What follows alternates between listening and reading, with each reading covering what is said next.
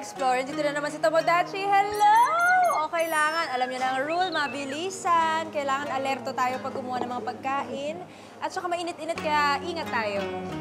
Arigato gozaimasu! Thank you!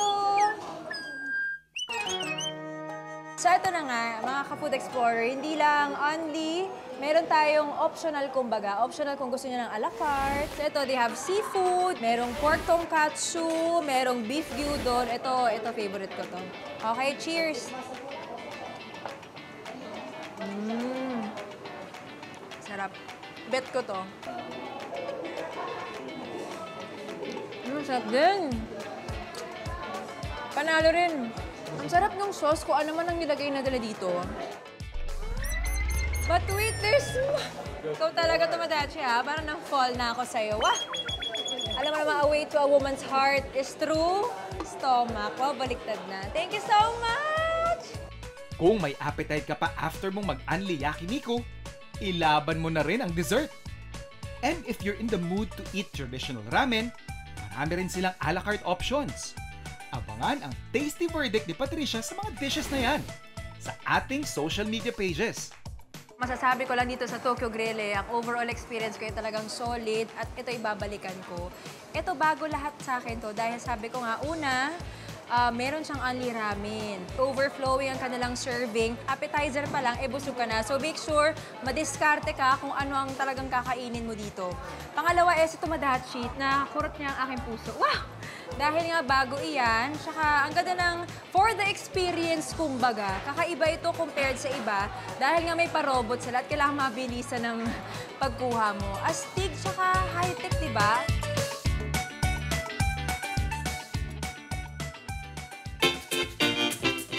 So another food adventure na naman to. Exciting na naman yung araw natin. At syempre, extra special ngayon kasi makakasama lang naman natin ang nag-iisa, the diva with a million voices, ang Jenny. Yes, guys, chef! It's nice to see you again. Ayan na. Here, go, go, go! Go, go, Ano go. ba? Ano ba to? Ano yung sinabi mo kanina? Ito yung ating rapsa, Rapsa. roleta. Pagluluto kita, pero Oh my gosh. ang flip side lang is, siya ang magde-decide para sa atin. Pagluluto mo ako, chef. Yes, ma'am. Oh my gosh. So, ito na. Paikutin na natin. Yes, please. Alright. So yung pula natin yung main ingredients.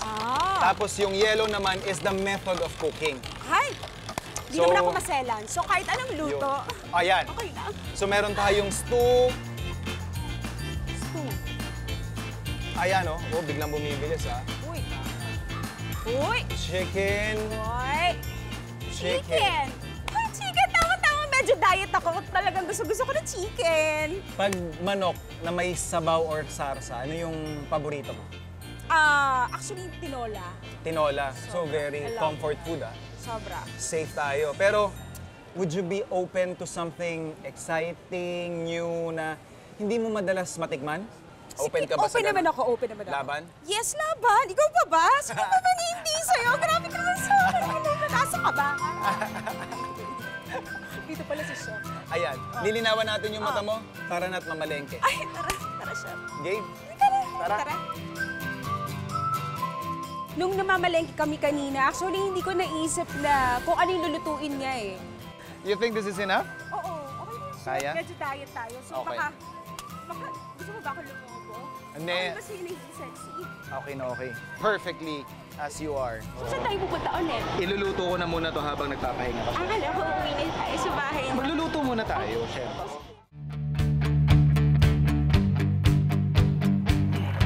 Anong halaan to, te?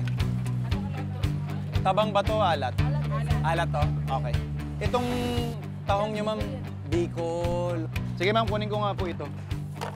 Nakatigim na kayo, te, ng tinola na may halaan at tahong. Gusto niyo bang tikman mamaya? Okay. Luto mo yun, sir. Sige po. Pagdadalhan ko kayo mamaya, ha? Marami pong salamat.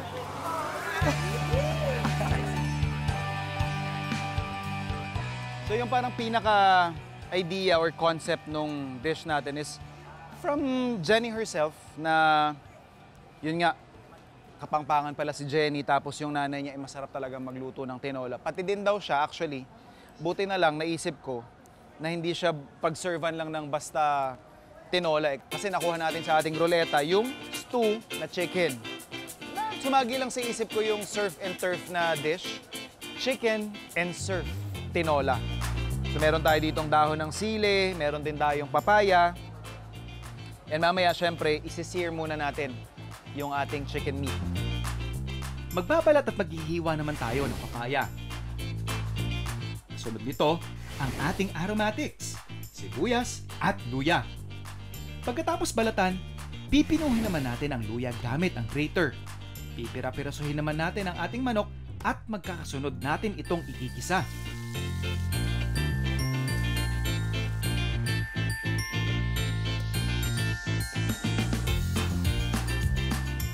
Maglagay na rin ng konting tubig pansabaw. At this point, season na lang din natin ang asin, patis, syempre paminta. And at this point, ilalagay ko na rin yung ating papaya. Depende sa inyo kung trip ninyong sa bandang dulo nyo na lang siya ilagay.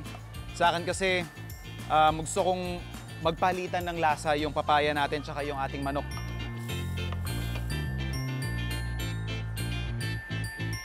So ayan lang natin tong kumulo siguro mga around 15 minutes. Babalikan natin para isunod naman yung ating halaan tsaka yung ating tahong. So pag nag-reduce na yung sabaw ng ating tinola, lagyan na natin yung ating gata. Habol na rin natin yung ating sili. And i-reduce lang natin to ulit bago natin ihabol yung ating mga clams at mussels.